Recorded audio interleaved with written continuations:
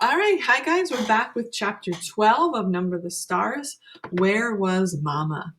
Mr. Rosen tripped on the loose step outside the kitchen door. His wife grasped his arm, and he regained his balance. It's very dark, Mama whispered as they stood in the yard with their blankets and bundles of food gathered in their arms.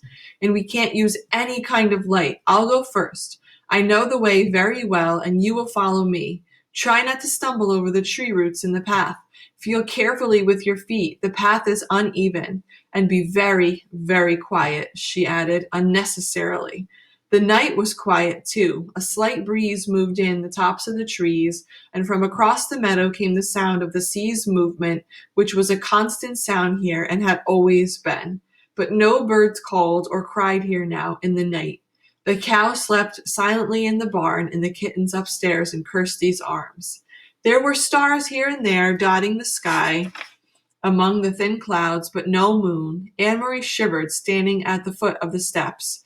Come, Mamma murmured, and she moved away from the house. One by one, the Rosens turned and hugged Anne-Marie silently. Ellen came to her last. The two girls held each other. I'll come back some day, Ellen whispered fiercely. I promise. I know you will, Anne-Marie whispered back, holding her friend tightly. Then they were gone. Mamma and the Rosens. Anne-Marie was alone. She went into the house crying suddenly and closed the door tight against the night.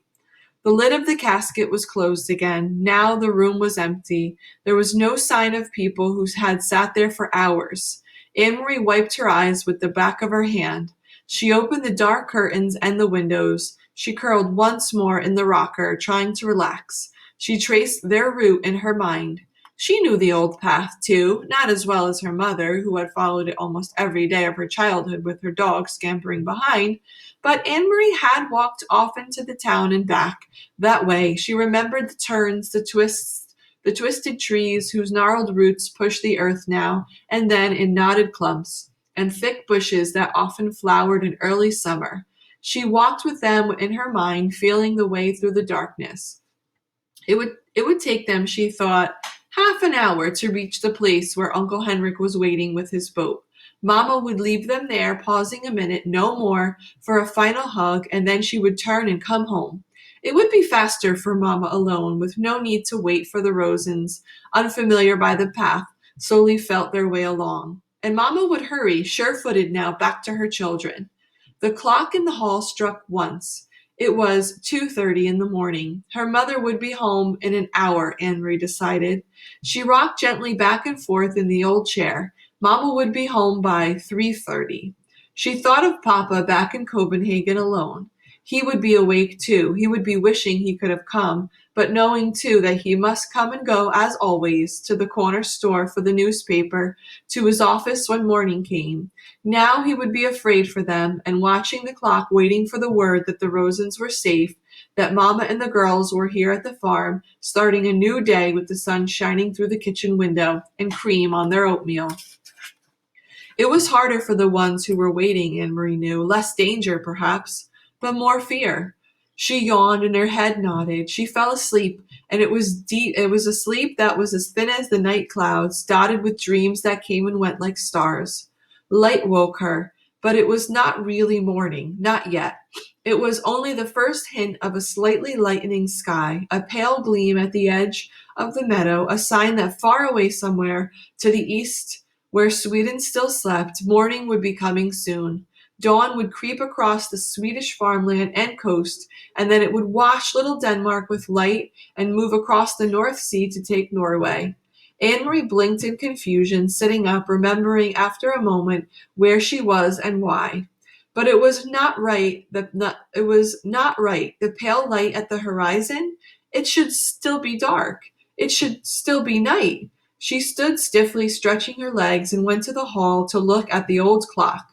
It was past 4 o'clock. Where was Mamma? Perhaps she had come home, not wanted to wake Anne-Marie, and gone to bed herself. Surely that was it. Mamma must have been exhausted. She had been up all night. She had made the dangerous journey to the boat and returned through the dark woods, wanting only to sleep. Quickly, Anne-Marie went to the narrow staircase. The door to the bedroom where she had slept with Ellen was open. The two small beds were neatly made, covered with old quilts, and empty. Beside it, Uncle Henrik's door was open too, and his bed, too, was unused and empty. Despite her worry, Anne-Marie smiled slightly when she saw some of Henrik's old clothes crumpled in a chair and a pair of shoes caked with barnyard dirt lying on the floor. He needs a wife, she said to herself, imitating Mama. The door to the other bedroom, the one Kirsty and Mama were sharing, was closed. Quietly, not wanting to wake them, Anne-Marie pushed it open. The kitten's ears moved, standing up straight. Its eyes opened wide, and it raised its head and yawned. It pried itself out of Kirsty's arms, stretched, and then jumped lightly to the floor and came to Anne-Marie. It rubbed itself against her leg and purred. Kirsty sighed and turned in her sleep, one arm free now of the kitten's warmth and comfort, flung itself across the pillow. There was no one else in the wide bed. Anne-Marie moved quickly to the window which overlooked a clearing that led to the path's entrance. The light outside was still very dim, and she peered through the dimness trying to see, looking for the opening in the trees where the path began, looking for Mama hurrying home. After a second, she saw a shape there, something unfamiliar, something that had not been there the day before. A dark shape, no more than a blurred heap at the beginning of the path.